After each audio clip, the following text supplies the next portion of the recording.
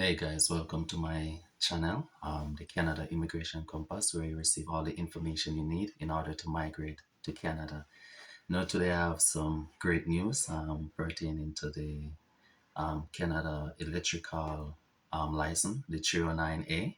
It has just got easier, right? And the reason why I said this is because in the new code book, the 2021 electrical code book, they have removed table 39. Now, what is table 39? Table 39 is a table that you use to size service conductors.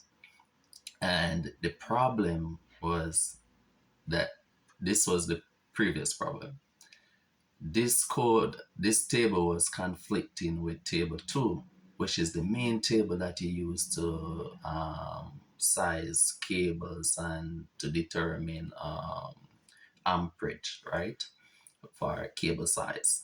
So it was very conflicting. And what this caused was to cause individuals to get questions wrong, right? So you would have done all the hard work, right? You do your calculation and all of that. So it's just to use the table now to determine which size cable you would get after you did your calculation and get the amperage, right? So I can guarantee you that this was one of the main reasons why individuals were failing the exam by 1 points, 2 points, 3 and 4 points. There it's not a case that they did not know what to do. They know what to do, but because those two tables were conflicting, and table 2 is the main table that we utilize when we're doing code, electrical coding, right?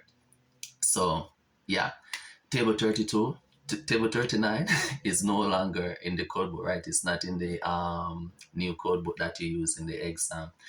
And I'm just going to share some reason I think individuals fail the exam by 1, 2, 3, 4, 5 points, right? And when someone get fail the exam by 2, 3, 4 points, 5 points, it is telling you that this individual should have passed the exam, right? It's not a matter of they don't know what to do. And I just mentioned one of them. Table 39 was a huge issue. The other reason, one of the other reason I believe is individuals don't know when to apply, when to derate conductors, questions that ask about conductors and when to derate, when to derate and when not to derate, and also when to apply 1.25, multiply your amperage by 1.25 after you did your calculation. I think that's another major issue. Also, with finding breakers, sizing a breaker, I believe, because normally when you're practicing for the exam and you do those practice calculation, like 98, 99% of those questions are for motors and generators and aromatic devices. And in those cases, when you're finding the size of the breaker, you normally don't size to the next size. So whatever answer you get, you don't size it. But individuals will go in the exam, and because they don't even read the question properly, they automatically downsize the breaker. But if you get a question that asks you to find the breaker size for a heater, you don't downsize. But because you're kind of programmed, because 99% of the time it's a motor or a generator question and you downsize, right?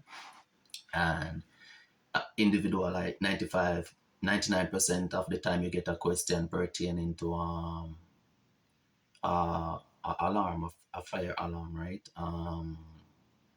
What circuit you would install it on. It normally you work 10 question, 9 times out of 10 it will say you would connect it on the existing fire alarm system. But you may get a question and it's like you just program, you just run and look for that answer. But you don't realize that in the question there was the word new. it's a new construction. Right? So if it's a new construction, that means there's no existing fire alarm system for you to connect it on, right?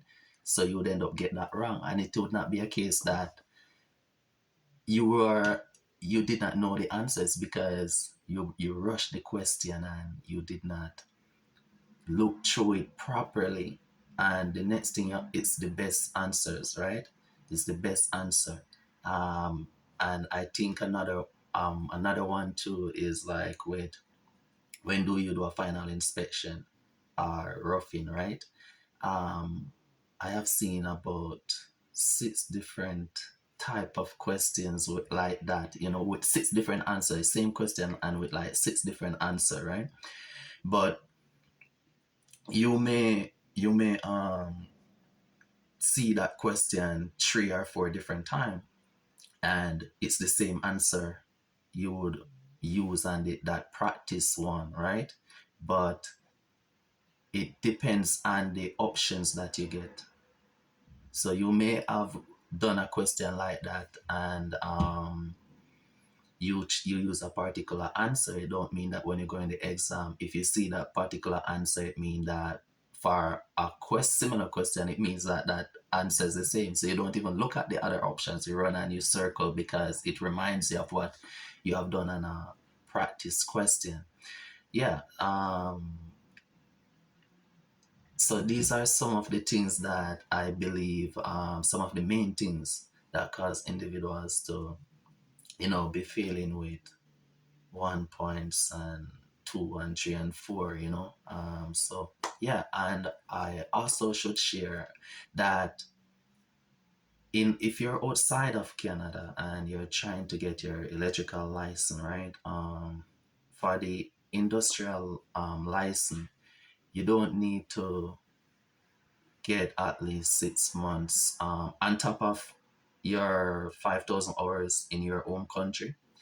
If you're going for the industrial license, you just need to provide that information. You don't need to do the online 10 hours course or to get at least 6 months experience in Canada. You just need the 6,000 hours in your own country. But if you're trying to get the construction and maintenance license, the 309A license, well, then you will need to do the online 10 hours course with CSA, or you come here and get at least 6 months work experience. So you're going to need one of those 2 things along with your 6,000 hours experience in your current country to apply for the construction license.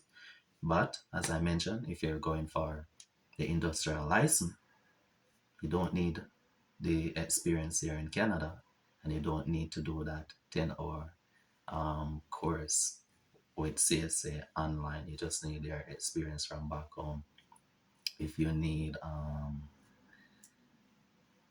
help with the application, or you need you're preparing for your exam and you need some assistance with it, you can reach out to me. My contact information is in the description below. My email address, that is. Until next time.